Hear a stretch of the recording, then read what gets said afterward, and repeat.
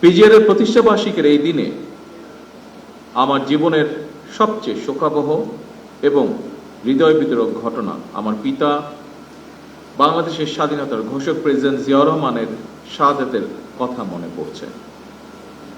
1981 সালের 30শে মে চট্টগ্রাম সার্কিট হাউসে প্রেসিডেন্ট জিয়াউর রহমানের শাহাদাত বরণের সময় কর্তব্য পালনরত পিজিআর এর কয়েকজন সদস্য শহীদ হয়েছিলেন। আজকের এই দিনে আমি পিজিআর এর সেই সকল শহীদদের গভীর শ্রদ্ধার সঙ্গে স্মরণ করছি। আল্লাহর দরবারে তাদের মাগফিরাত কামনা করছি। দায়িত্ব পালনের সময় তাদের নির্মম মৃত্যুর মাধ্যমে রাষ্ট্র ও সরকার প্রধানের নিরাপত্তার প্রতি অটল আনুগত্য, কর্তব্য পরায়ণতা এবং জীবন উৎসর্গের যে চূড়ান্ত দৃষ্টান্ত স্থাপিত হয়েছে, এটি অবশ্যই পিজিআর এর সদস্যদের জন্য একটি দৃষ্টান্ত হয়ে থাকবে। প্রেসিডেন্ট গার্ড রেজিমেন্ট পিজিআর প্রতিষ্ঠার ইতিহাসে মেজর জেনারেল জিয়াউর রহমান একটি অবিস্মরণীয় এবং অনুপ্রেরণামূলক নাম। একটি গণতান্ত্রিক সরকারের প্রধান হিসাবে আমি জনগণের বিশ্বাস এবং ভালোবাসার উপরে আমার আস্থা এবং নির্ভরতা বজায় রাখতে চাই।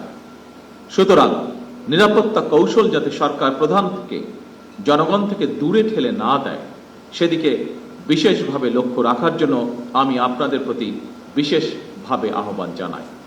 উপস্থিত সুধীবৃন্দ,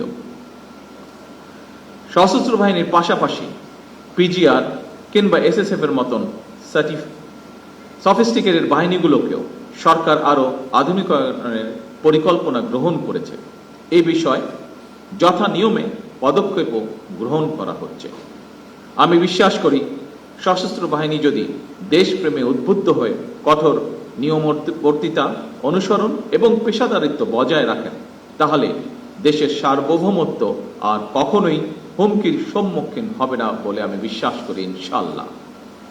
প্রিয় গার্ড সদস্যবৃন্দ, আমি আশা করব পিজিআর এর মতন বিশেষায়িত বাহিনীর সর্বোচ্চ সফলতার জন্য আধুনিক নিরাপত্তা কৌশল এবং প্রযুক্তিগত দক্ষতা অর্জনের পাশাপাশি প্রতিটি সদস্যের সাহস, সততা, বিশ্বস্ততা, সর্বোচ্চ পেশাদারিত্ব, নিয়মবর্তিতা এবং সর্বোপরি চেইন অফ কমান্ড অনুসরণ, এই বিষয়গুলো কঠোরভাবে মেনে চলা অপরিহার্য।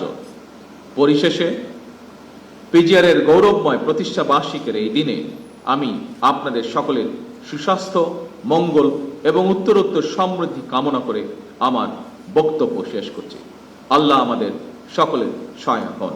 আল্লাহ হাফেজ। বাংলাদেশ জিন্দাবাদ।